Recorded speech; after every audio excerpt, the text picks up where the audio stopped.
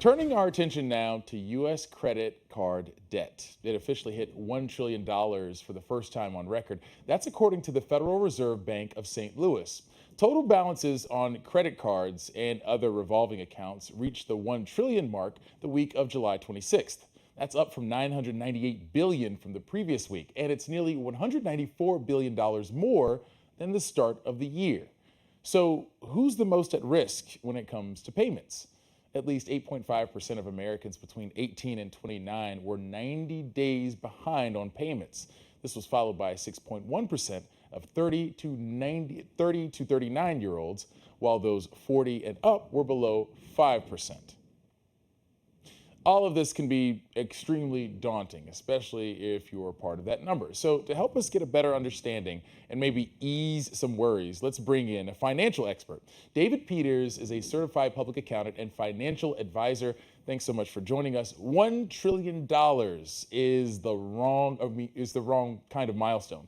So, my question to you is, how did we get here? Well, I think that you probably had a few factors at play. The first one is that we as a society are just doing less with cash, and we're doing more with credit card payments. I think that got exacerbated during the pandemic when a lot of places were just simply not taking cash anymore, and so we just got used to using credit cards. But also, we've been in a period of heavy inflation for a long time now, and so things are just costing more. Not a surprise to see that credit card balances are up, and especially that folks that are younger are having trouble making payments. Yeah.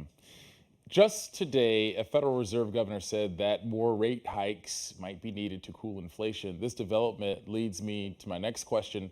And this is something you've already touched on. Is there something about our current economic landscape that's really exacerbated this issue? We've talked about inflation. I mean, what else is really contributing to this? Well, I think it's mainly just things costing more and people still buying the same things that they've always bought. I think that that is really what's driving it.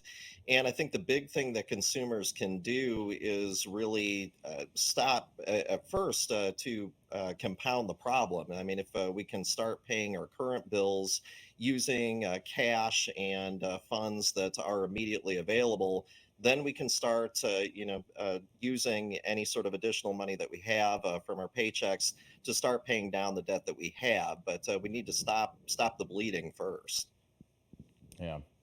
What is it that's keeping people in debt? And I'm asking this thinking, is it major expenditures? Is it emergencies? Is it just bad spending habits, as reductive as that may sound? Well, I think it depends on the situation and probably who the individual situation. I mean, I think that you touched on a lot of the reasons why people could have trouble with debts. I mean, one is that if they had a unexpected emergency, something like that, and especially during a period of heavy inflation where money was tight to begin with, then certainly that could be something that would drive somebody to be in debt and kind of stay in debt.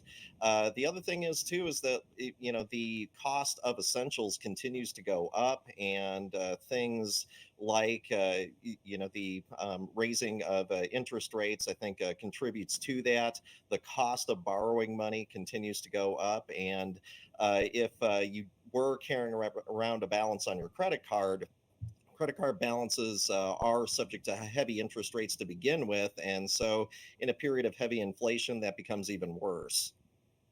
Yeah.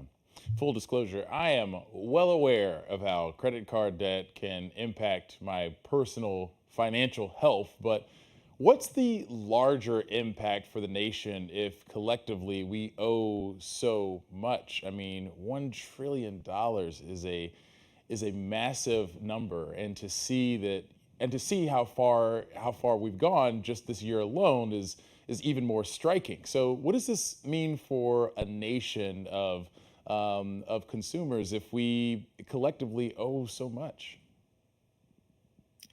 Well, it means that we're buried in debt and we're getting to the point where we may not be able to dig our way out real quickly and real easily. And so it's going to take changing habits. It's going to take looking at how we are budgeting, how we are spending our money, and also looking to possibly refinance the debt that we have into lower interest loans with better interest rates. That's the only way that we're going to come out of this, is that we need to change our spending habits. Yeah. Let's, for the folks watching at home who find themselves in that number, what exactly, what should be done? I mean, if you could give us a list of, top priority. You mentioned stop the bleeding, you mentioned refinancing. Yep. What would be your prescription to this particular issue for anybody who finds themselves, with a lot of credit card debt and not quite knowing how to eliminate that debt?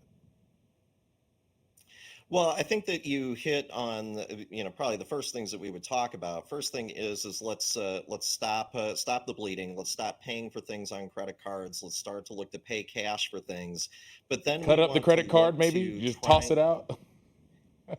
That could be the way. I mean, the other thing is though too is looking for ways to maybe refinance that into debt that we are able to handle, be that personal loans, be that maybe even looking at balance transfers onto other credit cards. Sometimes we can take advantage of promotional rates that will give us low interest or no interest for a period of time, or even loans from a retirement account like a 401k. Those generally are going to have lower interest rates. And so that will allow us to at least set ourselves up so that we might be able to get out of this in a reasonable length of time.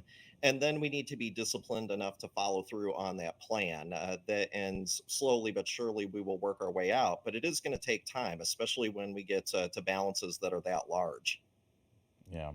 Certified public accountant and financial advisor David Peters, we appreciate your insight. Thanks for joining us. Thank you.